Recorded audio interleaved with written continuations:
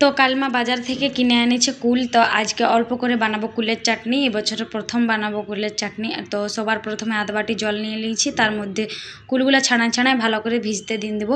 গোটা গোটাও ভিজতে দিলে কিছু হতো না, কিন্তু অনেক সময় কুলের ভিতরে পোকা থাকে, তো ওই জন্যে কুলগুলো বাছে করে ভিজতে দিয়ে দিলাম। আর এখানে কড়াই গরম হয়ে গেছে, তার মধ্যে দিয়ে দিলাম তেল আর দিলাম 5 ফোড়ন। আর আমি একটু চাটনিটাও ঝালঝালে পছন্দ করি, তো ওই জন্য দিয়ে দিলাম শুকনো লঙ্কা অনেকগুলোই, দিয়ে দিলাম কুল। আর কুলটার মধ্যে দিব নুন আর হলুদ, বাস আর কিছুই না। তারপরে কুলটাকে নাড়াচাড়া করে ঢাকা দিয়ে দিলাম। আর এইদিকে আমি গুড়টাকেও ছাড়াই রেখেছি, কেন কি আমাদের দিকে এইরকম ঢেলা ঢেলায় গুড়টা আসে, তো আনা মাত্রই আমি ছাড়ালাম যাতে অনেক তাড়াতাড়ি গলে যায়। তো কুলটাকেও আরেকবার নাড়াচাড়া করে দেখলাম, তার মধ্যে আর একটু জল দিয়ে দিলাম, আর তার একটু পরে দিয়ে দিলাম গুড়টা, কেন কি কুলটা অনেকটাই বেশি টক ছিল, ওই জন্য চিনি ব্যবহার করিনি, গুড়েই দিয়েছি। আর তারপরে গুড়টা দেওয়ার পরেও আমি 2 থেকে 3 মিনিটের মতন ফুটাই নিলাম। তো ব্যাস গুড়ের চাটনি একদম তৈরি। তো রান্নাও আমার প্রায় কমপ্লিট, সবাইকে খেতে দিয়ে দিলাম।